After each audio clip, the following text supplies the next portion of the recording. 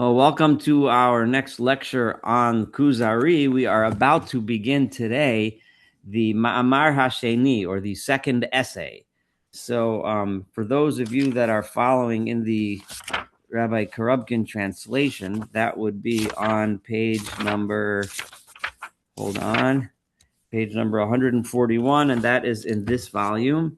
I think that's what most of you guys are using, but if you're not, then you just have to find in whichever version you're using the beginning of the second essay. I'm using this one, and it's on page 55. Okay, all right. Okay, so thank you if anyone else is using that one. And if I read Hebrew, I'm going to be reading from Michael Schwartz's modern Hebrew translation from the Arabic. But I have both of those versions in front of me, so I might switch back and forth a little bit. But here we go.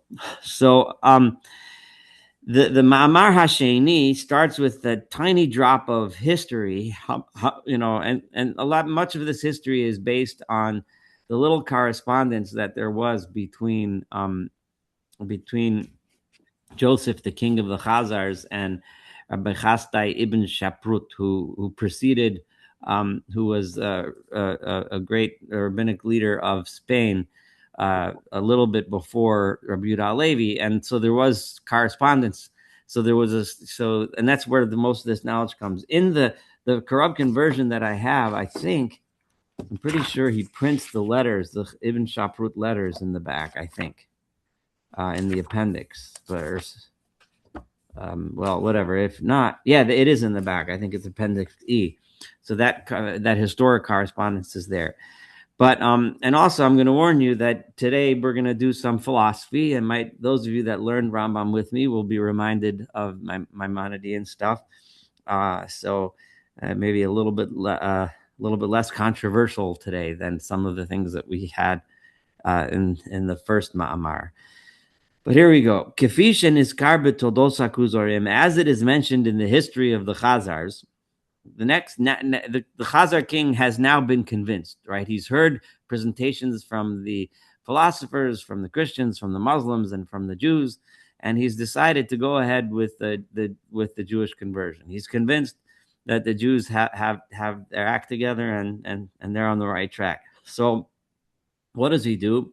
He knows he needs to learn a lot. He needs to learn the practical business of how to be a Jew. So, Gilah Kuzari la Vazir Shalo, he revealed to his wazir, or his vizier, who like his first, his chief of staff, or whatever that modern equivalent would be, his first right hand man. And he says at Sod Chalamo, he told him the secret about his dream, Viet Chalamo HaChozer, and this repetitive dream that he had, Sheyivake. And in other words, and presumably he also told him about his interest in converting to Judaism. So and that he had this repetitive dream that tells him that he needs to go to the Warsan Mountains. It's not exactly clear what these Warsan Mountains are. Presumably, these are a mountain range somewhere alongside the Caspian Sea, somewhere to the east of the Caspian Sea.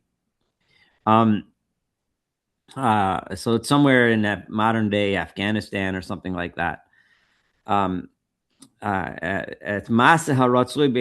that's where he's going to learn how he should act. Like, what are the actions he needs to take? And he needs to know, how am I going to live? What am I going to do in order to live as a Jew? I need to learn about it. So Shneim, the two of them, Hamelach v'Havazir, his vizier, and the king himself, Holchu Yachtov, they together went El Harim, into the mountains, Hashomemim. These are desolate mountains. They're not very populated. So they're out in the middle of nowhere, Hasmuchim Liyam, and they were near the sea. And like I said, presumably just based on where the Khazar kingdom was, this probably refers to the Caspian Sea.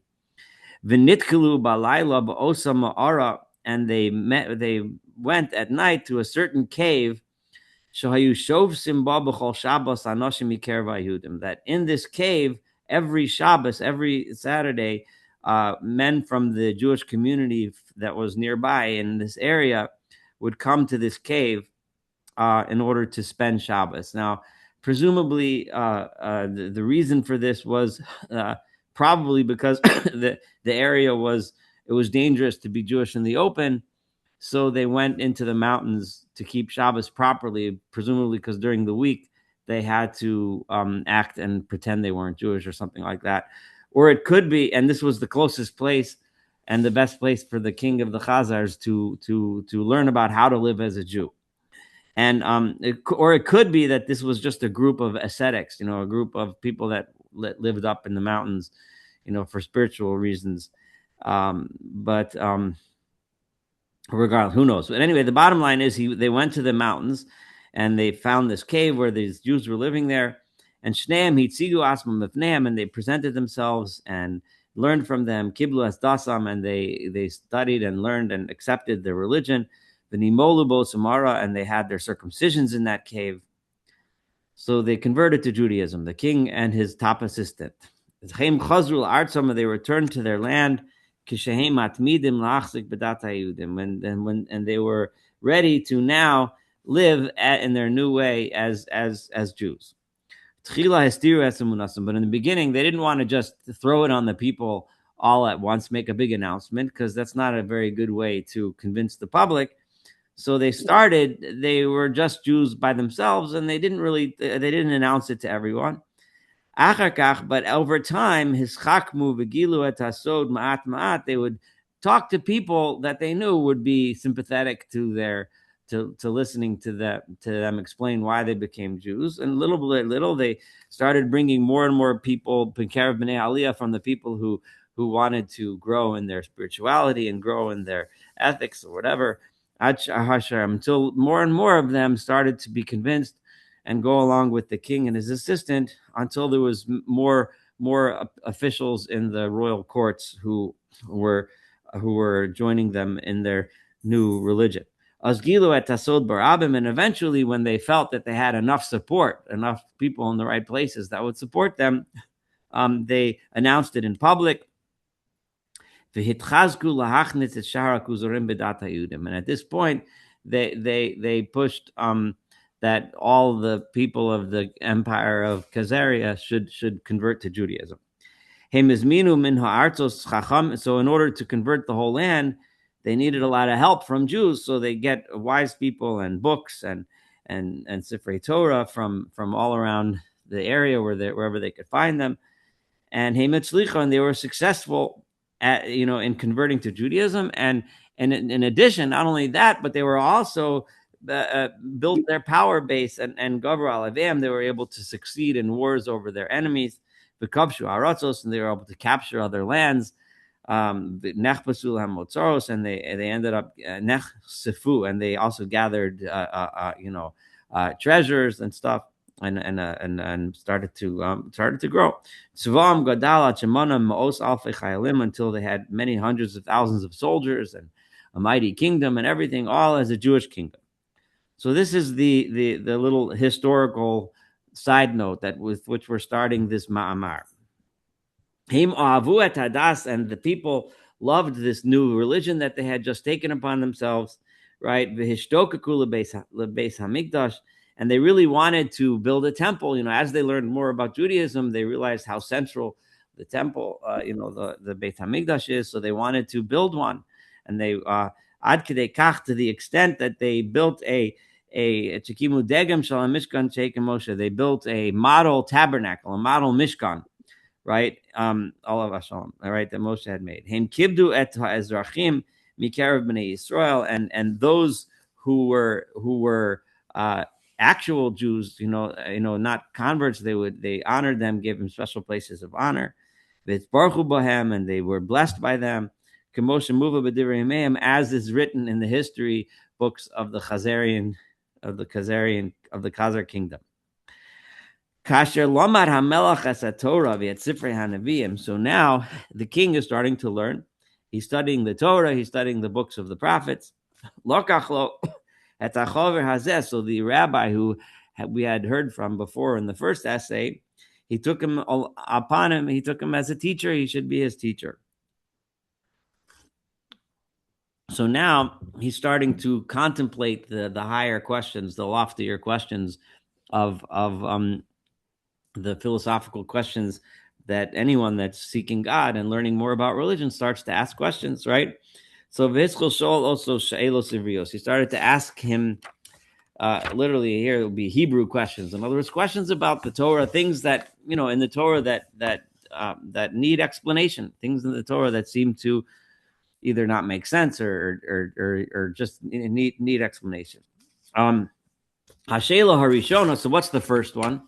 Sheshal also that he asked him was, I said, Bidvar Hashemos v'Hata'arim, regarding the names of God and the descriptions of God, Hamyuchasim Lelohim, which are used in order to describe God. V'Hahagshama, and the anthropomorphism, in other words, the physical nature being given to God, God being described in physical ways, B'chelik mehem, that seem to be apparent in some of these descriptions of God. So obviously within the Nevi'im, there are descriptions of God that are not anthropomorphic, that don't have any hagshama, don't have any physicality to them. But there are plenty, and you can all think of some of them in your mind, that seem to give some physical description of God. So even though this is obviously something that doesn't make sense, doesn't make logical sense, the Torah itself says that we shouldn't do this b'dvarim burim in a very clear way. The Torah tells us not to make images of God, not to think of God as an image. So how do we reconcile all of those descriptions? So, this is obviously something which, as those of us that studied the Rambam together understand that Rambam was dealing with this. And this is an issue that was at the top of the mind in the day of Rabbi Yehuda Halevi. So Rabbi Yehuda Halevi was going to address this, and we're going to hear how he addresses this in a second. But it's something that, it's one of those big philosophical issues that in that time was a big issue. Nowadays, those who understand and give any kind of physicality to God are really few and far between, and they don't really have any serious place in modern Judaism or even in any of the monotheistic religions. I don't think. But so to us, it seems like a battle that's been won a long time ago, because thinkers like Rabbi Yehuda Halevi and Rambam and others have convinced us by now to understand God as an entity that we can't comprehend, that we can't understand. And so some of these answers may seem a little obvious to us, but the only reason why they're obvious to us is because people like Rabbi Yehuda Halevi wrote about them then. But in his time, there certainly were many people who actually did look in the Torah and think, right, that there must be some physical nature to God, and which is problematic for a lot of reasons. But Rabbi Yehuda Halevi and the Rambam and many others were working against that notion. So if it's true that God has no physicality, and there's no way we can comprehend him, and we can't describe him in any way, and with any descriptor, because anything we use as a description is using something that we understand as human beings, which doesn't apply to him. So why does the Torah use such terms? Why does the Torah describe him that way? And that's the question that the Khazar King asks him. So let's see what the Chaver has to answer. So the first thing, and now I'm in paragraph 2 of Beis, which in the Korobkin version was on 143. Amar HaChaver, the rabbi answered as follows. Shmos Elohim Yis'ale Kulam, the names of the great God, all of them, Lemay Tamaforsh, with the exception of the name Yud K Vav K. Did I get blurry on the screen? I'm not sure why that happened. I'm just going to try to stop the video and restart it for a second.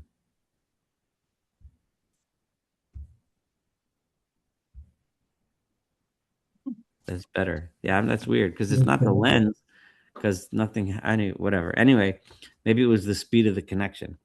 But anyway, so the with the exception of the name of God itself, the one that we call the tetragrammaton of the Yud K Vav K, right?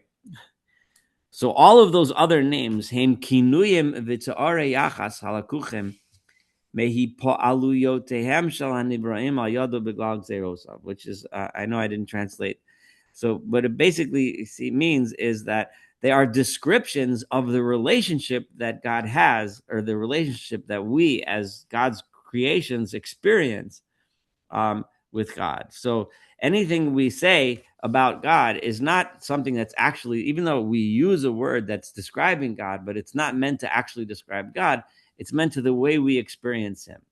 And, Rambam said similar things. I don't think Rambam would necessarily have a huge problem with this, although the Rambam was much more intent on describing to us not to use any descriptions, and only use what we call negative attributes to say that God is not and that in such a way. But the Rambam understood that there were some descriptions that were given, and those are descriptions also. He said a similar idea.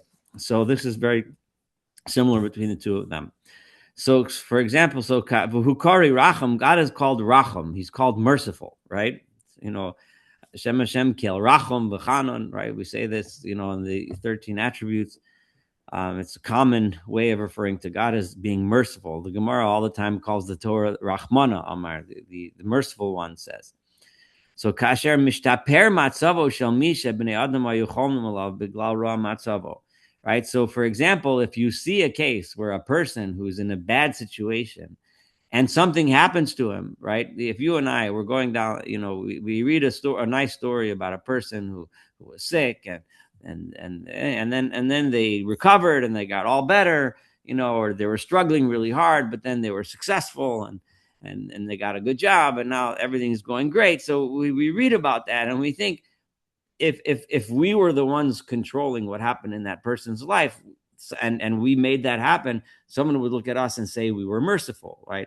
A guy who is poor, he comes to you and you say, listen, I'll give you a loan, you can start a business, and I won't chase you after the money until, and then you give him a few $1,000s and he starts a business and he's successful and now he's supporting his family, everybody's happy. So people call you merciful. You had mercy on a guy. The bank didn't want to give him a loan, but you had mercy. So the same thing when we see God, when we see somebody go through that, right? That and we attribute it to God, then we say God was merciful, right? So in the similar thing, so people say God is merciful and has pity on us and is kind. Right?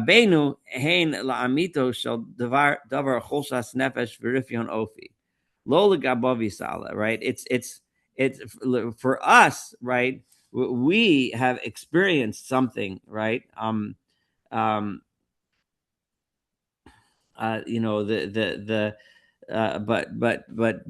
if it's not him, he doesn't have mercy, right? Who shofet tzedek goes when God makes his judgments, he makes his judgments based on his own calculations, whatever those calculations are, right?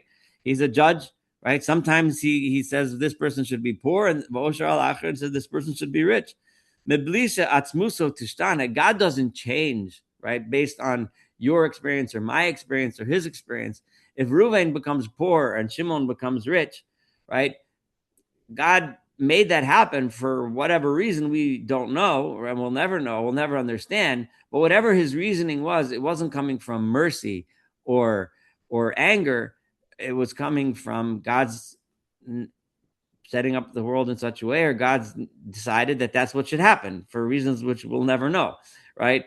But the bottom line is he's a judge. He does what he does because he does them for whatever reasons he does them, but not because we can describe him as having a personality trait like I would describe you or I or someone else that we might meet, right? It's not because he has mercy on him or anger on the other one.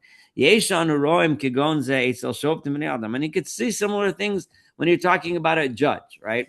If you or I wanted to compliment, hold on, my cat is about to knock. No, she's about to knock down a whole bunch of glasses. But anyway, we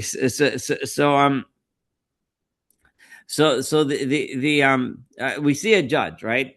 So if you or I were totally not, if we were not biased, right, and we were just watching a judge, some people come in and he judges this guy's guilty, this guy's innocent. This is before there were juries, right? He hears the case, he makes a decision, he declares a sentence. And if you think he's a good judge, in some cases he'll punish somebody. In some cases he'll exonerate people, right? But you praise him based on they come with problems. And the good judge will do according to what the Torah says you're supposed to do, right? right? Some people walk out enriched, and some people walk out impoverished, right? Some people lose their money because he says you owe to him and you got to pay, and some people walk out getting their money back and they feel good. So he's doing it. The best possible judge is the judge who makes these decisions based 100% on the law, as opposed to based on his mercy or kindness, right? Or his anger or meanness or whatever. So pam el and sometimes we see God as a merciful and kind God, and sometimes we see him as el kano v'nokem, as a vengeful and angry God, right? But he himself doesn't change. He's doing it based on whatever his reasoning is, but not because he's merciful or angry. He just does it because it's according to however he makes his calculations. That's what the right thing was to do. The bottom line is, right, mischalkim hata'arim, right, with the exception of the Shema Meforish, the name of Yud Kei Vav Kei. The bottom line is that all descriptions of God are divided into three categories. Ta'arei hashpa'ah, first category is descriptions of God's influence, right, of how God, what he does in this world, right? God does certain things. He's going to give descriptions and break this down in a minute. Ta'arei yachas, which are descriptions of how he relates to this world or how we experience him. The ta'arei shlila, and descriptions that are negations, right? And he's about to describe these three categories. So first, ta'arei hashpa, right? What about the descriptions of how God is mashpia and how he acts in this world? So those are descriptions of so those things happen in natural ways according to the course of nature, right? In the course of nature, as unfortunately we know, sometimes people suffer, right? Sometimes people get sick. Sometimes people have an accident. Sometimes people lose their job. Things happen. There's no major miracle, but it's the way that the world works. And or sometimes people do well and they get better and they're healthy and they're strong and they find what they're looking for and so on and so forth. So Morish Umashir, he makes people rich and poor. Mashbil af meromim, right? So sometimes he people get lowered in their position in the world. Sometimes they get uplifted. He has kindness and mercy, but also has anger and vengeful. The Gibar, he's powerful, and so on. And Vadomim similar ways. So a lot of these descriptions are all descriptions of how God relates to this world and the way he relates in ways which we experience as if he had those emotions, and then we describe him with having those emotions, but we don't really mean that he actually has them. So that's the first category. The second category is ta'arei hayachas, is how we relate to God. So the examples will help you understand what that means. Kigon baruch u'mvarach, we call God blessed. Umuhulal, we call him praised. The kadosh, we call him holy.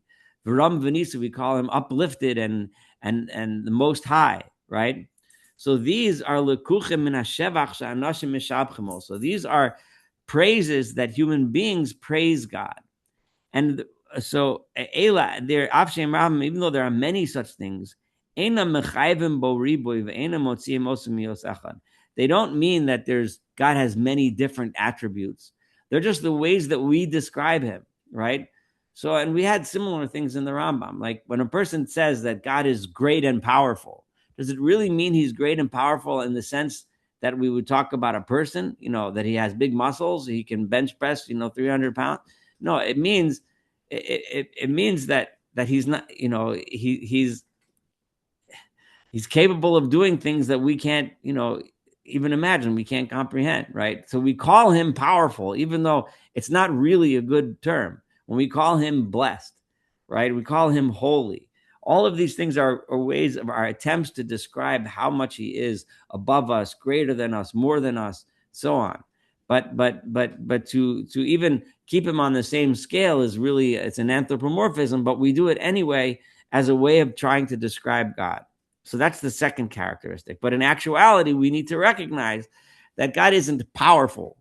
I I know that in some people, oh, how could you say that he's not powerful? No, I mean that he's not powerful because the word powerful is describing a human thing, right? It's describing a natural phenomenon. You can say a storm is powerful because you can measure it in wind speed or whatever, right? But that's God isn't wind and he's not a human, et cetera, et cetera. I think you get the idea. And the next one is Ta'are Hashalila, are descriptions of things that God is not, right? Negations. So, and some of these examples might at first glance seem a little strange, but you'll understand it right away. Keep going. When we call, say, Chai, we call God alive, right? Or Ve'echad, we call him one, or we call him the first, or we call him the last, right? Right? The first meaning he's the first existence, last meaning he lasts beyond all other existence, right? So the reason why I describe him with those things is not because he's really the first in the sense that there's 1, 2, 3, and he's number one, like kids on a line, you're number 1, 2, 3. That's not what it means, right? But rather we describe it we're saying that he does not have the quality that's the opposite of those things, right? So you and I will describe what's the opposite of life. Lo kedei, well, let me let him explain it. So lo kedei, not in order not in order to say that God actually has those qualities that we understand if we would use the same term to refer to a person or an animal or some other object. However, so for example, anu mitaarimo so shehu chai, we say that he's alive not because he's actually alive in the same sense that you and I might be alive, but it's because we're saying that he's not dead, right? Something that's dead is irrelevant to us, right? If we look outside, it's something that's dead. It's nothing. It can't do anything to me, right? Usually, at least, right? It's just a rock. It's just sitting there. It's dead, right? It's no longer functional in the way that it should function, right? It's dead. So God's not dead. So we call him live, right? Because he's very functional, right? But because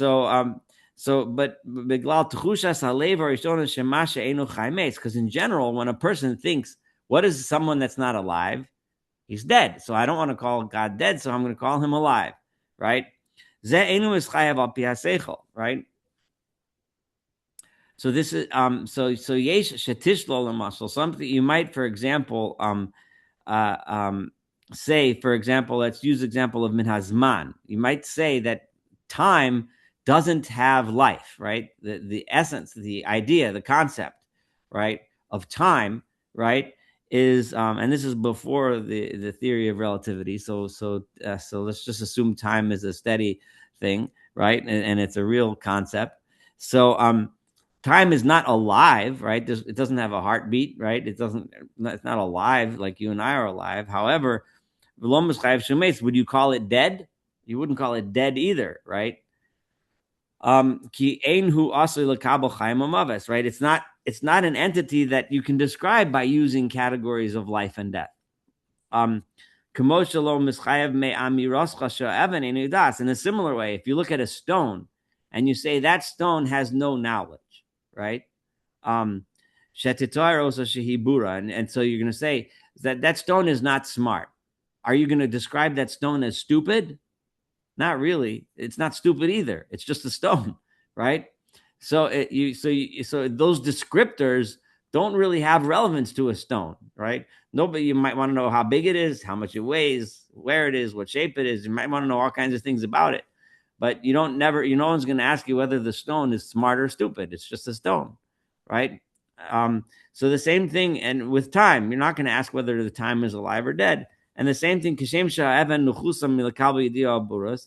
like that's the case with a stone. So so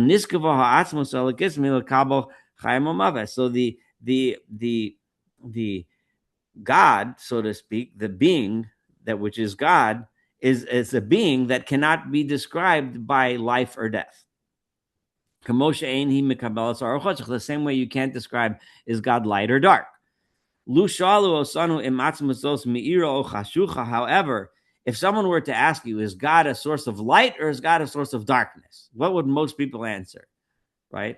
People would say, people would say in a way that's kind of borrowed, they would say, it's light. God gives light, right? People call God a source of light, and nobody, most people would associate God with light, right? But it's a mushal. It's a term. We use the word light to describe God, but it doesn't really. God isn't light. God, again, is a physical phenomenon, right? It's a measurable phenomenon in physics, which God is not relevant to those things. Because in our hearts, we think something that's not light is dark, right? So if we think so, God isn't dark, so he's light. So we call him light, even though the word light really doesn't describe him. In truth, we should say that if you're going to describe lightness and darkness, you need to describe beings, creations, things in this world. There's a dark side of the moon and there's a light side of the moon, right? Right. If you look outside now, it's dark, so the tree is dark. If you look outside in the morning, it's light. But and the being which is God is not a body. It's just something that we use as a comparison. And also we don't want to we want to negate describing God as missing something. So therefore we don't want to call God dark, and we don't want to call God dead, because that would be like he's missing something. So we're not going to describe God in a way that he's missing something. We're going to describe him in a way that he has something. Same thing with life and death. However, the being of God is way above these ideas of life and death. He's a totally different category. And if you would just say, well, maybe he's alive, but not the same kind of life that you and I have, right? This is our intention. The only life that we understand is our life. We understand what it means that you're alive, I'm alive. And unfortunately, we come across in our lifetime sometimes a person who is not alive, right? So we can differentiate. We know this person is alive, this person is not, right? The bottom line is, what we're really saying is we have no idea what he is, right? I don't know if he's alive or dead, but I know actually what I know is that he's neither. So even though we describe him as alive, we're really just saying that he's not like the gods, the pagan gods, who are actually dead gods, right? Those gods have no life. Nothing, no action comes from them, right? We describe them as dead because they don't do anything. They don't accomplish anything. They don't achieve anything. They never created anything. They don't run anything. They don't control anything, right? So, kachanu omrim, like we say, in Tehillim, right? They have eyes, but they don't see, the statues, right? No action comes from them. Why do we call him one, right? We're trying to say that he doesn't have a lot of facets to him. He's just one. But not in order that we should think of him as one in the same way that we think of another object that we might describe. I have one bottle of olive oil on my table right now, as opposed to having 10. That's not what it means. It means that you have, all right, so on. When we take something as one, that means you can go to the store and you can buy 10 bottles of olive oil, right? But I only need one, so I bought one, right? You can buy 20, you can buy 50, but you can also buy one, right? But it can go into Torah, or sometimes you say something is, so like one bone, right, or one glass of water, or one breath of air. But Tomer ba'asher lazman al derech hadimu leguf ratzuf yom echad, right, or rishon achas. You can say in terms of measuring time, you can say it's one day or 1 year. But if you can't divide it up and say there's one God, there's two gods, there's three gods, or there's the one, there's number one, and where's number 2 and 3 and 4? That God doesn't work that way. So therefore, the reason why we use the term one in his case is to say that there's nothing else like him, right? Right? There's only one, and that he is complete unity, and without any riboy, without any divisions among him. There isn't a good side and a bad side. There isn't God who rules at nighttime, a God who rules in the daytime, a God who rules when you're over in the sea, a God who rules when you're in the forest, a God that rules when you're in the mountain. It doesn't work that way. Rishon, the same thing when we say he's the first. We're trying to say that he's not the last, right? In other words, we always encounter him. He's always there, right? He's the Rishon, he's the first. But not to say that he is the beginning of something. And the same thing when we say he's the last. What we mean to say is we mean is that he's never going to be destroyed. He's indestructible. He will always exist. Right? But not to say that he's the one that ends the show. He's not the guy that draws the curtain at the end. Right? We're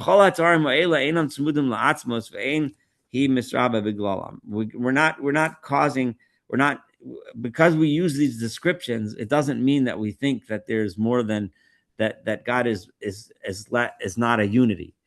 The God is one, and he's the only one, and he can't be divided into parts. Okay, so now what about the descriptions that are dependent on the Shem HaMeforash, the name that we use to describe God? I want to see where I'm up to, and right, I think we're on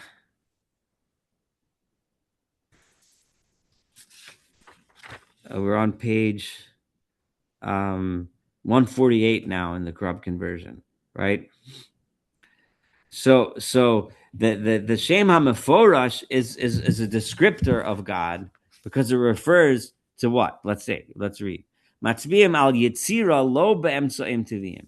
So there we're describing God's bringing things into existence which are beyond what we see in nature, right? Or the creator, the act of creating nature is an act that's beyond what you and I conceive of and see in nature. It's beyond what we can measure or scientifically describe, right? It's an act of creation.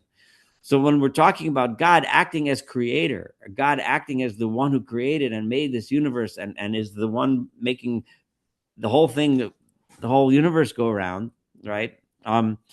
In those days, literally, because they conceived of everything. If remember, he also had the same Aristotelian idea of the spheres rotating around. We'll get to that in a minute. But the bottom line is that all of that. So if you could go on, for example, Yotzer, Uvore, God is a creator. Yotzer and Vore are two different words for creation. But Osen and Flos, and he does wonders, Gedolos Lovato on his own. Kolomar, Bigzeiraso Uritzono Greta, through his decree and his ratzon, his will, right? Not through any other thing. So he doesn't have to do it. He doesn't have to take a hammer and a screwdriver to make the world happen. He doesn't have to take raw materials to make it happen. Just he wants it to happen, it happens. It's possible that this is what it means when it says, so he's going to differentiate, and I want to point this out, between when God acts through nature, which is the most of our experiences through most of our lives, and then there's occasionally an event that's above and beyond nature, which is a miracle. And the example that he talked about a lot in the first essay, and he's going to mention again here, is Yetzias Mitzrayim, is the Exodus from Egypt, where you had open, clear miracles where God was acting in the same kind of capacity as he acted when he was a Yotzer and a Borei, when he was a creator, because those are above and beyond nature. All right?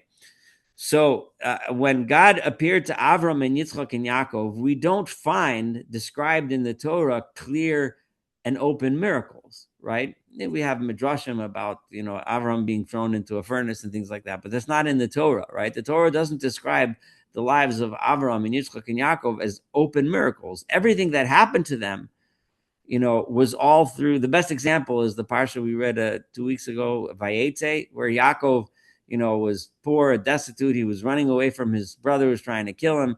And then you read the whole parsha, that he goes, he gets married, he has kids, he gets a lot of sheep, he gets a lot of animals and servants, and next thing you know, he's rich. But it wasn't a single actual miracle that took place in that entire thing, right? It was all through nature. It all just happened at the course of nature.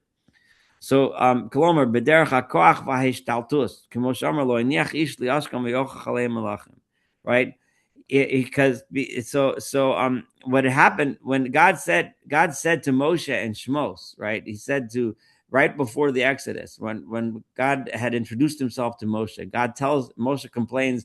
He says the people are, I go to Paro, and everything's falling apart. What are you going to do? And God said, I have appeared to the forefathers, Bekel Shakai, right?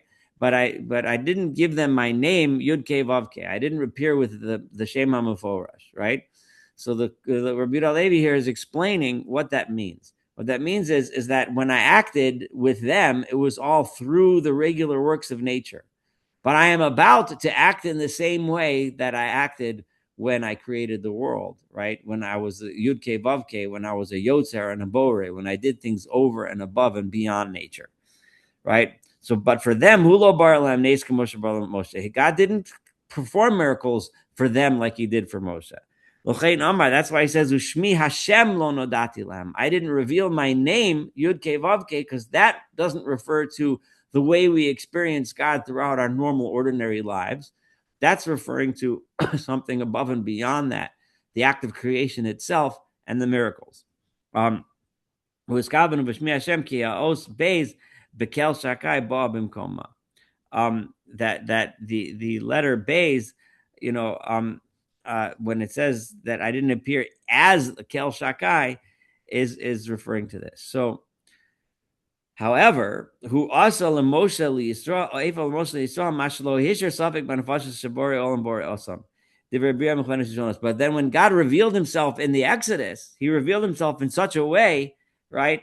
That now you can see that God is the creator, right? Because if he can perform these miracles, then that shows that he's the creator of the world, because he acts above and beyond nature.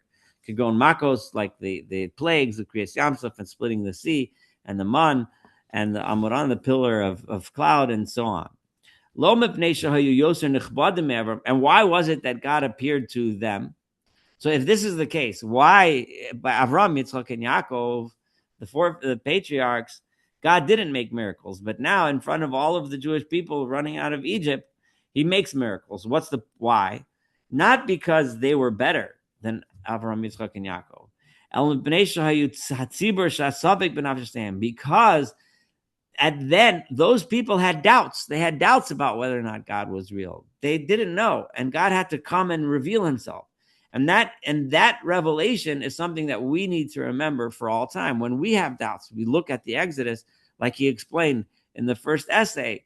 That's what proves God's special relationship with us. That's what proves that God wants us to serve him. That's what proves that God is one, and so on, and all the ideas of the Torah, right? But the Avram, Yitzchak, and Yaakov, right? They had pure and absolute belief in God, right? Even they could have went through their lives with only the worst kind of suffering, right? They never would have had doubts about God, right? God didn't have to prove himself to them. But God did have to prove himself to the Jewish people at the time of the Exodus, and that's why he went and he did those miracles for them. V'anu korim lo yisala chacham levav. Okay, so and we call. So that's the point. So the Shem HaMeforash, the name Yud Ke Vav Ke, that's referring to God when he acts as God above and beyond nature. So that's referring to God as creator and God as performer of miracles. We also call God, and with this he's going to end paragraph number 2. We call him the smart one, the one who has either intelligent heart or intelligent one that knows our hearts. Because he is the ultimate in intelligence. But it's not a description. We can't describe God as an intelligence, right? But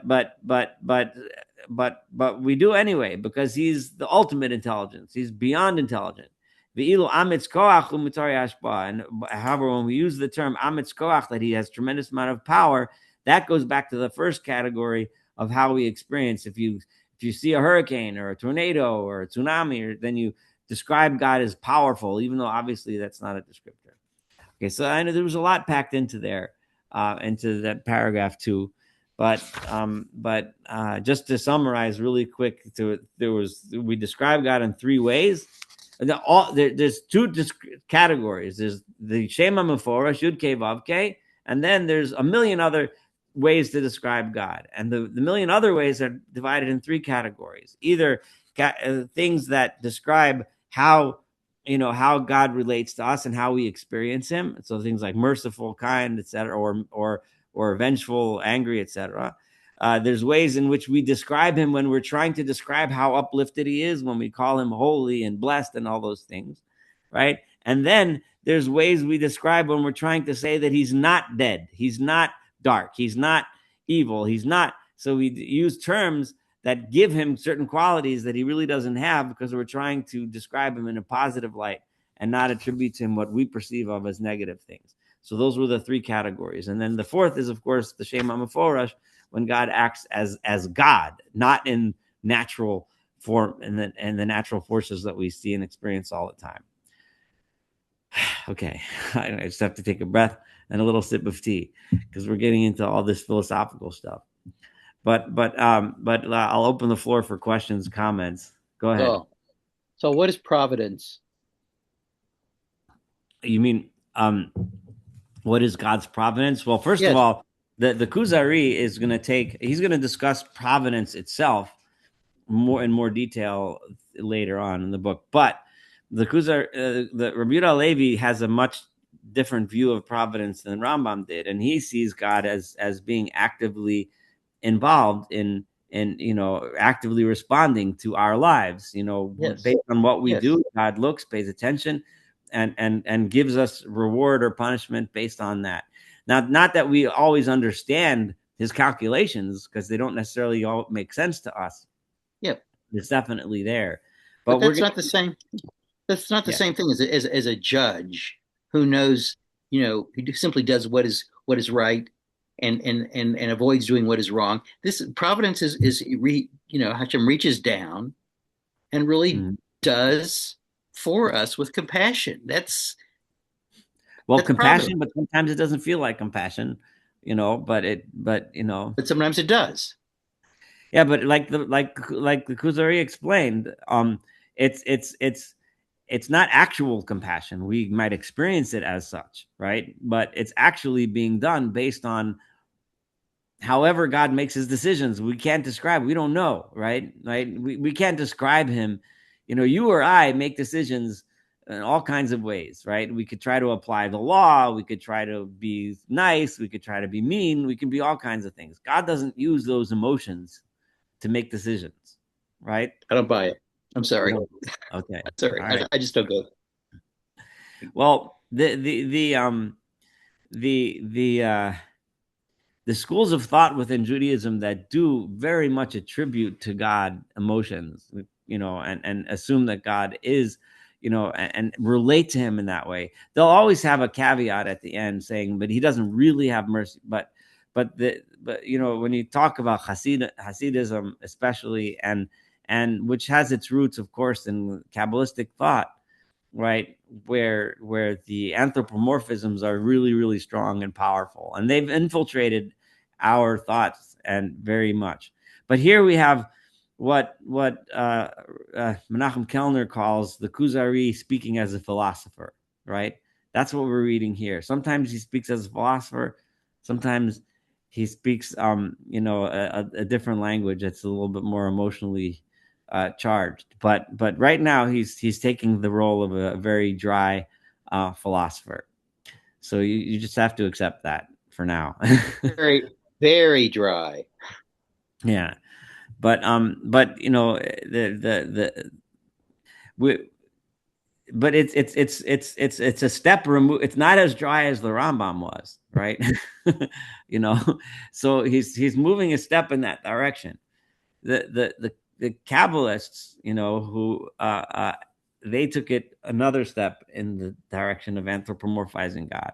Of course, they also, like I said, I'm not saying that any Kabbalist, you ask him if you can really, describe God as having all of these attributes. Of course, they'll say, no, God really doesn't. Of course, they'll say that.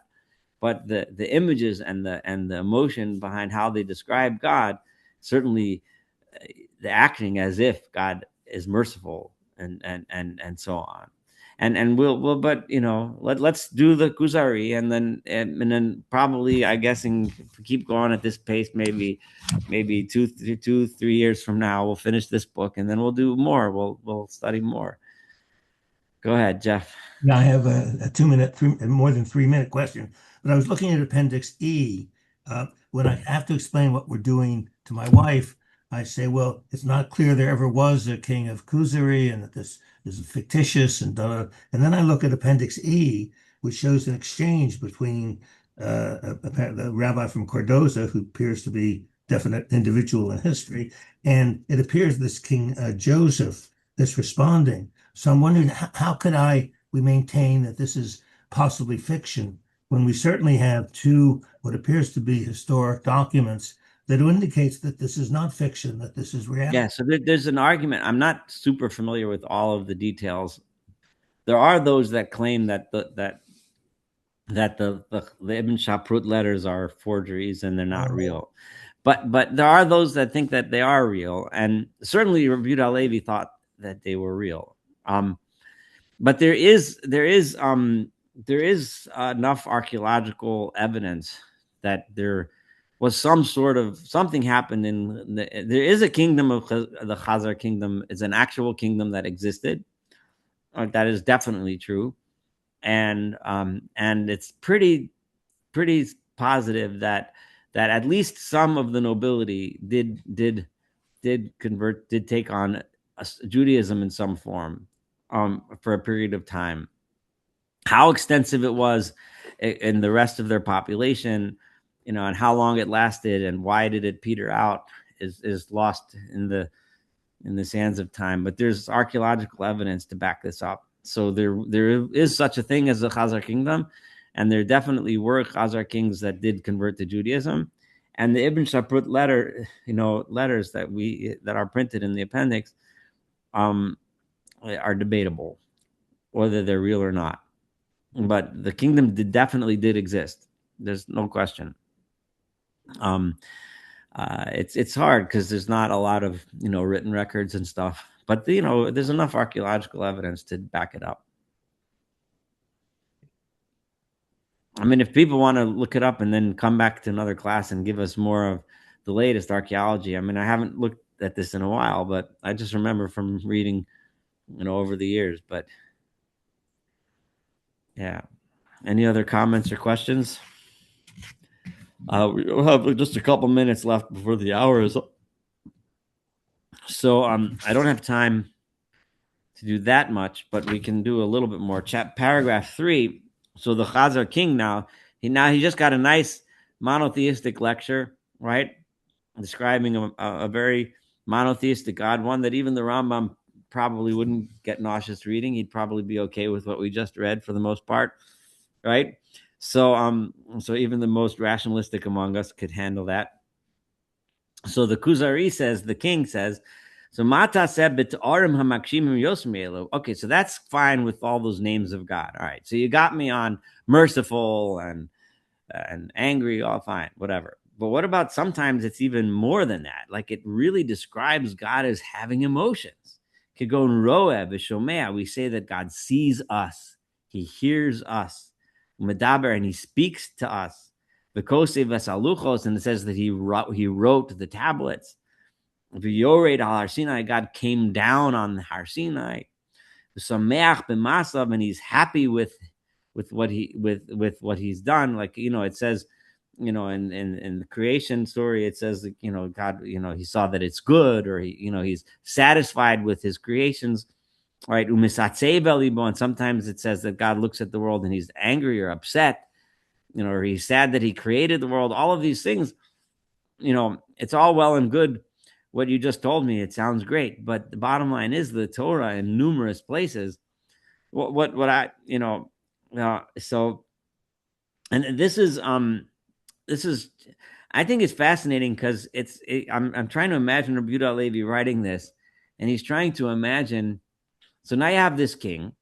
He loved everything he heard about Judaism. He runs to the mountains, gets himself circumcised, right? Goes to the mikvah, becomes a Jew. Now he comes back, and now he's learning it, and he's saying, "What in the world am I reading?" And this is an experience we can all relate to. This, we open a Torah, and it's all great when you listen to the rabbi give a nice speech. You're all inspired, and you go home and you open up the book and you start reading it, and you say, "Well, what is this? Like, how do I understand this, or how do I understand that?" Like, the rabbi made it sound like it sounded so good in his speech, but now, like, this can't be, like, this doesn't make any sense. This doesn't work, right?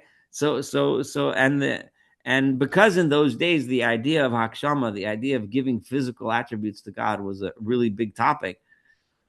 You can imagine Rabbi Yehuda Levi saying, so now the king is thinking, and he starts asking the obvious questions. Well, then if there's this monotheistic creator of all, and now you're describing him as angry and upset, he sounds like any old man, right? Sitting around, I made this, I don't like it. Should I have mowed the lawn yesterday? Because, that addition that I made last week, it was kind of a stupid idea. I probably should have built it on the other side. That's what it's starting to sound like. What's going on? So we really don't have much time to do his answer. I guess I could do a little bit, right? There's some significant differences in paragraph 4 between my Hebrew translation and what Korobkin has. But let's see. I'll just do a little. So he says, Amar Chaver. So the rabbi answers as follows: Ha'im lo dimisi lecha oso l'shofet tzedek, right? Haven't I just explained to you that I compared God to a righteous judge, right? Asher ein stia b'midosav, who isn't being influenced by anything. A judge there's absolutely no way that he's being influenced by anything. That as a result, sometimes as a result of his decisions, some people get into a better situation, and now they're wealthier. And then people call that judge and they say, "Oh, he loves us. He likes us. He's making decisions." Well, in truth, he didn't make the decision because he likes you. He just made the decision because it was right, right? And the same thing, but then the other guy comes into court and he says, "Who goes there? That you guys, you built that house without a permit. We're calling the bulldozer and knocking the whole thing down," right? And the other people now is homeless and lose their money and lose everything, right? They say he's a mean guy. He hates us. He doesn't like us. Well, meanwhile, he was just following the law. The law says that if you build a house without a permit, tough nuggies, it goes, right? So Sonia some kwasalem lo nelami menu davar mimasha nasa v'lo mimasha omrim. So it's because God is aware of what's happening. Therefore, they say that he can see, he can hear, right? So it's our description, right? Right? And it's because it's his will. Therefore, the wind and the air and other beings that we see are affected, because it's his will that the world should work the way he makes it work. And they take shapes and forms based on what he commands. The same way when he created the world, he made a heaven, he made an earth in a certain way. So therefore we say that he speaks and he writes. He doesn't actually write, but if you and I see something, it's as if God wrote it. And also, and this is really interesting, it's hard to really know exactly what he's saying, but sometimes we experience something godly, a spiritual image, right? Which is called the Holy Spirit, right? And that is also when we experience or see that, it's because God wants us to see that image. He wants us to see that spirit. And that's also when we say the honor of God. Now, he could be very simply referring to if we see a great thing like a mountain or a big river and it's beautiful and we're impressed and we say that's the honor of God. It's a spirituality that we perceive and we see and we describe it that way. or he could actually be referring to spiritual images that a prophet might see, or someone on a special level, right? Who kari b'derech ha'ashala, right? Hashem v'yored al Sinai. That's why when it says God came down to Har Sinai, it's not that God came down. So the people there experienced this incredibly lofty vision, which was like a vision of God. And I use the term like, because that's exactly the point, right? They didn't actually see God. God didn't come to Har Sinai, but whatever happened and whatever they saw was so incredible, and they were so impressed by God's presence, so to speak, that it was as if God came down and was present there. We're going to talk about this later in more detail when we discuss more the idea of metaphysics, or the Aristotelian metaphysics, which we'll discuss more detail. So so he just gave a very quick answer to that question, so fine. So we'll have to stop here, and we'll start number 5 next. But let's see if I guess we can go a little over time if there's questions or comments. We started a few minutes late, so it's fair. So are we meeting on the 17th on the? Not next week. Thanks for bringing that up. So next week I'm going to be. First of all, it's Hanukkah for all of us, and second of all, I'll be in Israel. So not next week. The week after, I should be back, and that would be what, the 24th, I guess. The night before Christmas. Yeah, I mean, I'm assuming that doesn't really relevant to most of the people here. So yeah. So I mean, I'm game for 24th if you guys are. Yes, the only thing is I am covering the hospital. Well, you look like Santa Claus, so we'll yeah, some of the nurses were saying that I should be Santa Claus because of my beard, and then I was just insulted because they're calling me fat, but whatever. All right. Yeah, all right. So if there's nothing else, if no one wants to bring anything else up, we'll call it a night. And safe travels. Yes, and have a wonderful Hanukkah, and look forward to seeing you in 2 weeks. Have a safe trip, Saul. Thank you so Safe much. trip. Take care, Saul. Thank you. Bye-bye.